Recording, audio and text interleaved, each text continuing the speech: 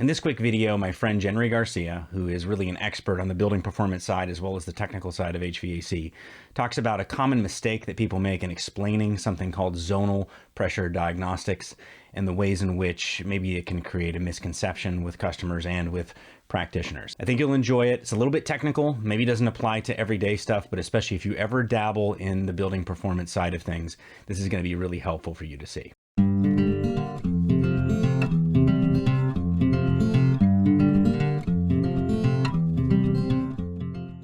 So I'm gonna set up the video that you're gonna watch really quick.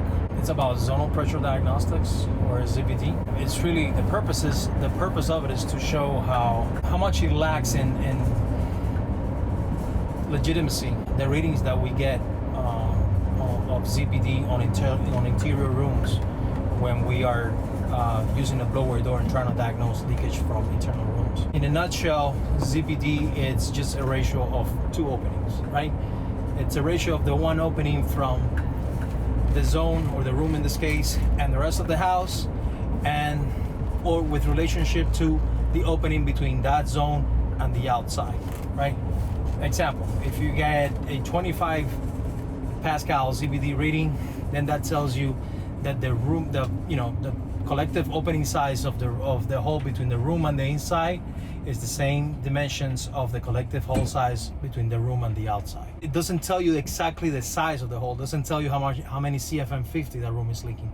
You know, it could be a 3 foot wide, a 3 foot diameter hole, or it could be a 1 inch diameter hole. If it's the same, it's gonna read 25 Pascal. So, and the same goes for the rest of the pressure readings. It's just that the ratio changes with each value. So it doesn't, to say that something is, that same room, for example, to say that room is 50% connected to outside because you're reading 25 Pascals without you really knowing how much, what size opening you're dealing with, or how many CFM50 or anything like that. It doesn't really hold any value from a technical standpoint. What it does do, and probably the reason why it has hung on so long, this practice is it aids in presenting the client with proof, right? It's just one more thing that you can present the client to establish that there's leakage to that room. You don't know how much leakage, but there is leakage in the room, which honestly shouldn't be any, but well, there is. Is that wrong? Should people stop doing that? No, I mean, not really. I've done it. If it helps you sell the job, and that's what you need to close a sale, to help ultimately the client, really. Because we get paid for these things, but the real benefit comes to the side of the consumers, the people paying the utility bills, right? The people now being comfortable in their bedrooms and such. That's one thing that it helps you with the sale, and it helps you to present your case to a consumer.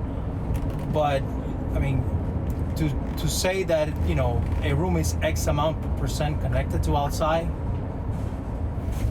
you're just playing yourself. Maybe it helps you with the sell, like I said, but in reality, from a technical standpoint, if you've begun to believe that, you're just playing yourself, because that's not how it works at all. In this video, you're gonna see that, how just by changing one opening, one of the two openings, the pressure is gonna change, and how much it changes all at once. Just one remark on the video, there's a part where I mentioned that the pressure reading means that there's supposed to be a lot of holes between that room and the outside. What I meant to say there is that there's a lot of leakage, not holes. Just use the wrong word for that. Here it is. I hope you like it. With the use of the blower door, we have the space at minus 50 Pascals. So this room is at negative 50 Pascals with relationship to outside. In the other side of this wall, there is a laundry room. That laundry room is internal. It means that it has a supply vent. It means it has a return path. Right? This here is the return path for that laundry room. We took out the room, we removed the vent to show the example that we're gonna get into. So it is believed that if you run the blower door and the house is a minus 50 with relationship to outside, if you get a pressure reading from an adjacent room, internal room, then you can say that room is X amount connected to outside. We're gonna show why that's wrong. So based on that principle, this room, or that room, is, say, 86% connected to outside. which means the room is very leaky. That implies that there's a lot of holes between that room and the outside, right? That's what it's being led to believe. And look what we're gonna do. All we're gonna do is change the size of the hole between this room and the inside. We're not gonna do anything to the hole between that room and the outside. Look at that. We opened the dog mask covering the hole about, I don't know, a couple of inches. Look what happened to the pressure. It went down 27 pascal. So when, now you could say that this room is what, 54% connected to outside? It isn't. The holes between that room and the outside didn't change. We didn't do anything to affect that. All we did was affect the opening between that room and this room by doing this. Remember what the pressure was before in the high 40s or mid 40s? Look, when we put the dog mask back, it goes right back to where it was. This shows, the fallacy, why we're doing this wrong when it comes to zone pressure. Big thanks to Genry for doing this. As always, we appreciate the contributors who come on and help bring clarity to some of the maybe more confusing parts of our trade by showing real field experiences. Much appreciated. Thanks for watching our video. If you enjoyed it and got something out of it, if you wouldn't mind hitting the thumbs up button to like the video, subscribe to the channel, and click the notifications bell to be notified when new videos come out. HVAC School is far more than a YouTube channel. You can find out more by going to hvacrschool.com, which is our website and hub for all of our content, including tech tips, videos, podcasts, and so much more. You can also subscribe to the podcast on any podcast app of your choosing.